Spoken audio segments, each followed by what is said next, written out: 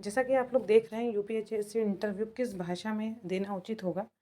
तो देखिए, सबसे पहली बात मैं बता दूँ कि आप लोग जिस भी भाषा में अपने आप को सहज समझते हैं उस भाषा में दीजिए। लेकिन हाँ, एक बात याद रखें, प्रोनंसिएशन सही करिएगा। मैं कई वीडियोज़ देखती हूँ, उसमें प्रोनंसिएशन ही नहीं सही होता है। उसमें शा को सा बोलते हैं लोग, शा को ठीक है, सा बोलते हैं। शलजम वाला शा, शतकोण वाला सा, सब सपेरे वाले सा, सब हम लोगों ने अलग-अलग पढ़े थे, ठीक है, वर्णमाला में।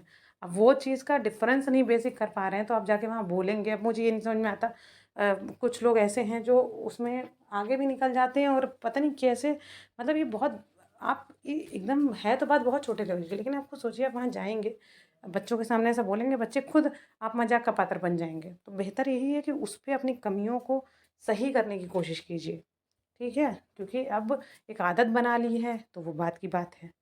लेकिन वहाँ पर ये ना करें। अगर आपको लगता है कि ऐसा प्रोनंसिएशन में दिक्कत आ रही है, उसको सही कर लें ज़रूर, क्योंकि बहुत बड़े लेवल पे आपको जाना है। और दूसरी चीज़ है कि किस भाषा में देना चाहिए। देखिए, इंग्लिश में आप सहज हैं तो इंग्लिश में दीजिए। अगर इंग्लिश सब्जेक्ट है तो इंग्लिश में ही दीजिए। अगर आपका साइंस से रिलेटेड सब्जेक्ट है तो टर्मिनोलॉजी आप यूज़ करेंगे तो वो साइंस की इंग्लिश में ही होती हैं ज़्यादातर, ठीक है? बाकी आप और चीज़ें चाह सकते हैं कि इसके साथ-साथ आप इंग्लिश में अगर प्योरली बोल सकते हैं तो बहुत अच्छा है, आप बोलिए। लेकिन मैं तो ये प्रेफ़र करूँगी बाइलिंगुअल बोल दीजिए, क्योंकि आप इंडिया में रहते हैं तो इंडिया में इसी तरीके से चीज़ें होती हैं। लगभग लाखों में लोग होते हैं जिनकी फ़र्स्ट लैंग्वेज इंग्लिश होती है यहाँ पर, ठीक है? करोड़ों की जनसंख्या की बात कर रही हूँ उसमें।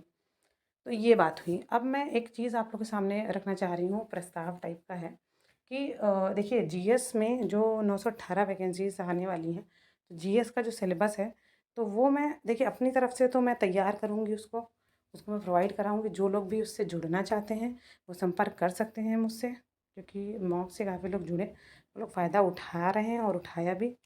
और तो ये सारी चीज़ें आप जुड़ सकते हैं। आप कोई भी तरह की हेल्प हो, मतलब पूछ भी सकते हैं कि कहाँ से क्या सोर्सेज़। लेकिन हाँ, देखिए, 100% की गारंटी तो कोई नहीं लेता है, क्योंकि कहीं से भी चीज़ें पूछी जाती हैं।